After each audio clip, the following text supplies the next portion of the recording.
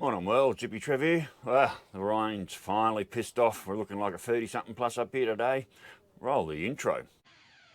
Hi, Hippy Trev here, and welcome to my channel.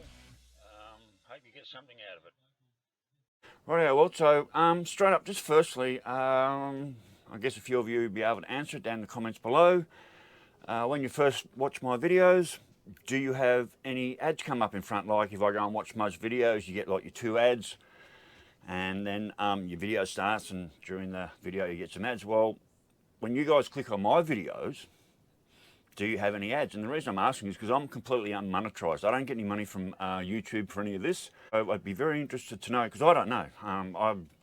I haven't been around someone when they've actually clicked on my videos, so I'd be very interested to know that if when you click on my videos, do you go straight to my video, or does YouTube hit you with a couple of ads first? I'd really like to know that. So yeah, just leave a comment below about that. Thanks very much. Rightio, so I finished the RG250. Wow, these Tamiya models.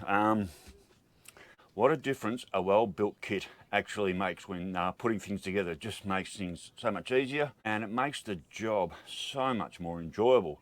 I really enjoyed putting this kit together. It went together quite well. Wasn't a lot of pain to do, but you know me, I love to do my paint. So I added paint probably where there shouldn't be, and I did make a little bit of stuff up towards the end. But yes, the Tamiya models, definitely a well-built kit, and it just makes all the difference between a nicely built kit and one where nothing lines up and you're just like, yeah, not very enjoyable at all. So anyway, let's have a look at the finished product. So there's the bike. She's all finished.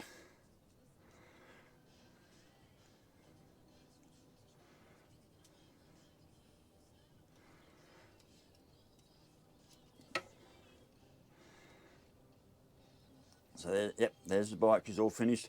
The only thing that went wrong was I put my decals on before I put the fairing together, and when it came to put the fairing together, yeah, so my decals, not very impressed with how they turned out.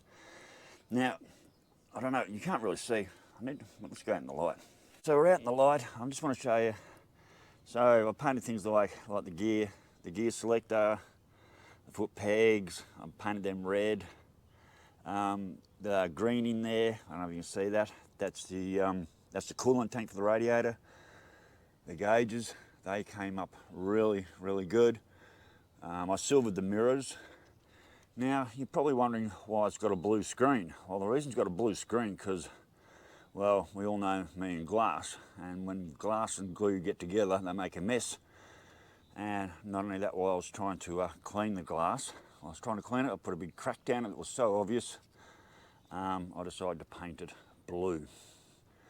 I always do gold wheel brake. I always do gold discs, and I also like to have a gold chain. Although I did put a red disc on the back with gold calipers.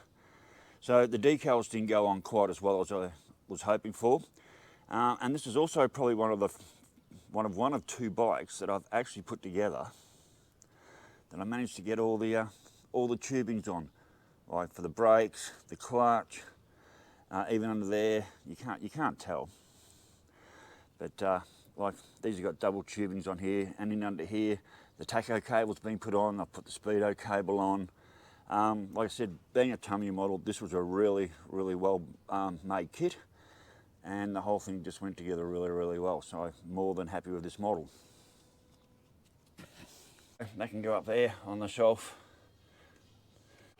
with the Jelly bike. That was a crazy model to make. Really enjoyed that. Thank you so much, Jelly. So what's next? Well, I'm not sure. I've got a couple of things going on. These models, I've still got the police bike. Now, interesting is, so that was a Suzuki. These are Suzuki. This one and this one, the Katana. The instructions for both these models, the instruction sheets for both these models are pretty much identical to the RG I just built. And we've got the Simon Eddington Kenworth truck, which I'm not ready to start just yet. So I've got those 3 models to do yet. And also, a couple of people have been asking where I buy my models from. I'm on a Facebook page called Models, Bits and Kits Australia, and that's where I buy probably 99.9% of my models from. There's so many models on there to choose from. The prices are always good. I've found the people there are really, really good to deal with. And I've just scored, I'm just stoked with this one. I've just scored the other day. I'm just waiting to hear that it's been posted. This. I had a few Honda K series back in the day, the old Honda 754s, and not only that, it's a 1/8 model, which is quite big. I think my Harley there, I think that's a 1/12. The RG and the two bikes over there, they're all 1/25. The Honda 754 model I've just bought was $105 posted, is a 1/8 model. That's going to be big, and I'm really looking forward to that one coming in. So hopefully that'll be here early next week. So whether I start on any of these models in the next few days or not, I'm not really sure. I've got other things going on. Now the other thing is, I don't know, my shelves seem to have a lot of space on them. And why does my shelves have a fair bit of space on there? Well, I'll show you why. I was running out of room in the bus for my models, so I bought that. I bought a bookshelf to put in the bottom end of the house, which my tenant's not too upset about. And these are the models that don't quite make the cut to make it to the bus shelves.